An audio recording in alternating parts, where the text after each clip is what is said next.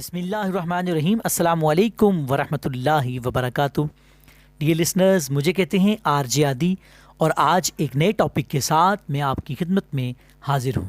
جیسا کہ آپ جانتے ہیں کہ میڈیا اور سوشل میڈیا پہ آپ سنتے اور دیکھتے ہیں کہ ایک وائرس جس سے پوری دنیا پریشان ہے، جس کا نام ہے کرونا وائرس، اس کے بارے میں بات ہو رہی ہے۔ عالمی ادارہ صحت کے مطابق پھیپھڑوں کے شدید عارضے میں مبتلا کرنے والا وائرس جو کہ چین سے شروع ہوا تھا، اب تک 38 کنٹریز میں پھیل چکا ہے۔ چین میں اب تک کرونا وائرس سے 78,000 سے زائد افراد متاثر ہو چکے ہیں، جبکہ 2700 ہلاک ہو چکے ہیں۔ یہ وائرس پاکستان اور اس کے ہمسایہ ممالک میں بھی پہنچ چکا ہے۔ پاکستان میں اگرچہ اس کے صرف چند کیسز کی تصدیق ہوئی ہے، تاہم ایران اور افغانستان سے ملحق سرحدوں کے علاوہ بین الاقوامی ہوائی اڈوں پر اسکریننگ بڑھا دی گئی ہے۔ آئیے جانتے ہیں کہ اس کی علامات کیا ہیں۔ یہ بظاہر بخار سے شروع ہوتا ہے، جس کے بعد خشک کھانسی آتی ہے۔ ایک ہفتے بعد سانس لینے میں دشواری ہوتی ہے۔ کچھ مریضوں کو ہسپتال لے جانے کی نوبت آ جاتی ہے۔ واضح رہے کہ اس انفیکشن میں ناک بہنے اور چھینکنے کی علامات بہت کم ہیں۔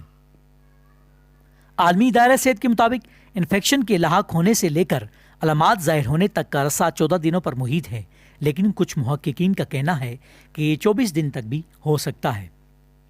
کچھ چینی سائنسدانوں کا خیال ہے کہ کچھ لوگ خود میں علامات ظاہر ہونے سے پہلے بھی انفیکشن پھیلانے کا سبب بن سکتے ہیں۔ کرونا وائرس کس قدر جان لیوا ہے، آئیے جانتے ہیں۔ اس وائرس سے متاثر ہونے والے 44,000 مریضوں کے ڈیٹا کے جائزہ کے بعد عالمی ادارہ صحت WHO کا کہنا ہے کہ 81% افراد میں اس کی ہلکی پھلکی علامات ظاہر ہوئیں، 14% میں شدید علامات ظاہر ہوئیں، 5% لوگ شدید بیمار پڑ گئے۔ ہزاروں افراد کا علاج اب بھی جاری ہے اور شاید شرح اموات بڑھ بھی سکتی ہے، لیکن یہ بھی غیر واضح ہے کہ ہلکی پھلکی علامات والے کیسز کتنے ہیں جو رپورٹ نہیں ہوئے۔ اس صورت میں شرح اموات میں کمی واقع ہو سکتی ہے۔ آئیے جانتے ہیں کہ کیا کرونا وائرس کا علاج ممکن ہے۔ تاحال اس کا علاج بنیادی طریقوں سے کیا جا رہا ہے۔ مریض کے جسم کو فعال رکھ کر، سانس میں مدد فراہم کر کے وقتی طور پر مدافعتی نظام اس وائرس سے لڑنے کے قابل بنایا جاتا ہے۔ تاہم اس کے لیے ویکسین کی تیاری کا کام جاری ہے اور امید ہے کہ اس سال کے آخر تک اس کی دوا انسانوں پر آزمانی شروع کر دی جائے گی۔ اسپتالوں میں وائرس کے خلاف پہلے سے ہی موجود دواؤں کا استعمال شروع کر رکھا ہے تاکہ دیکھا جا سکے کہ آیا ان کا کوئی فائدہ ہے، ان کا کوئی اثر ہو رہا ہے یا نہیں۔ عالمی ادارہ صحت کا کہنا ہے کہ اس سے بچنے کے لیے درج ذیل حفاظتی تدابیر کی جا سکتی ہیں۔ اپنے ہاتھ صابن یا جل سے دھوئیں جو وائرس کو مار سکتا ہو۔ کھانستے یا چھینکتے ہوئے اپنے منہ کو ڈھانپیں۔ بہتر ہوگا کہ ٹیشو سے اور اس کے فوری بعد اپنے ہاتھ دھوئیں تاکہ وائرس پھیل نہ سکے۔ کسی بھی سطح کو چھونے کے بعد اپنی آنکھوں، ناک اور منہ کو چھونے سے گریز کریں۔ وائرس سے متاثر ہونے کی وجہ سے یہ آپ کے جسم میں داخل ہو سکتا ہے۔ ایسے لوگوں کے قریب مت جائیں جو کھانس رہے ہوں، چھینک رہے ہوں یا جنہیں بخار ہو۔ ان کے منہ سے وائرس والے پانی کے قطرے نکل سکتے ہیں جو کہ فضا میں بھی ہو سکتے ہیں۔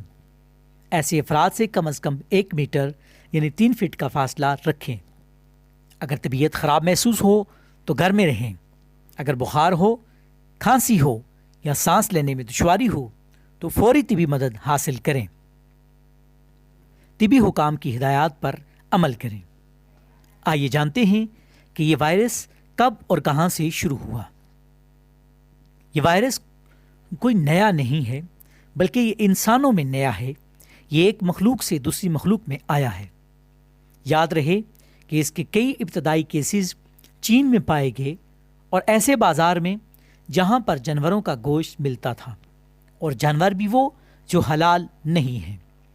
یہ بیماری حرام جانوروں کا گوشت کھانے سے پھیلی ہے۔ الحمدللہ ہم مسلمان ہیں۔ اللہ اور اس کے رسول کا کرم ہے کہ حلال کھاتے ہیں، اور الحمدللہ مسلمان اس بیماری سے محفوظ ہیں۔ اللہ تعالیٰ میرا اور آپ کا